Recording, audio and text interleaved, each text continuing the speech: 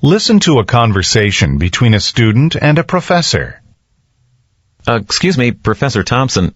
I know your office hours are tomorrow, but I was wondering if you had a few minutes free now to discuss something. Sure, John. What did you want to talk about? Well, I have some quick questions about how to write up the research project I did this semester about climate variations. Oh, yes. You were looking at variations in climate in the Grant City area, right? How far along have you gotten? I've got all my data, so I'm starting to summarize it now, preparing graphs and stuff. But I'm looking at it and I'm afraid that it's not enough. But I'm not sure what else to put in the report. I hear the same thing from every student. You know, you have to remember now that you're the expert on what you've done. So think about what you'd need to include if you were going to explain your research project to someone with general or casual knowledge about the subject, like your parents.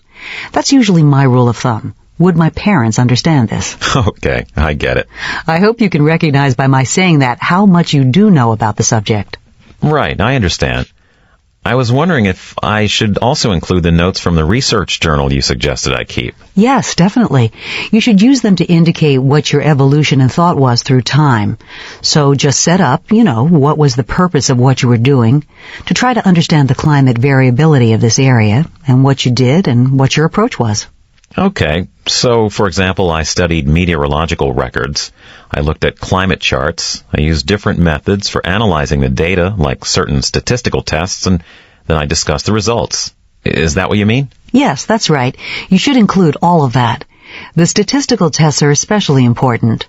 And also, be sure you include a good reference section where all your published and unpublished data came from, because you have a lot of unpublished climate data. Something just came into my mind and went out the other side. That happens to me a lot, so I've come up with a pretty good memory management tool. I carry a little pad with me all the time and jot down questions or ideas that I don't want to forget. For example, I went to the doctor with my daughter and her baby son last week, and we knew we wouldn't remember everything we wanted to ask the doctor, so we actually made a list of 5 things we wanted answers to. A notepad is a good idea. Since I'm so busy now at the end of the semester, I'm getting pretty forgetful these days.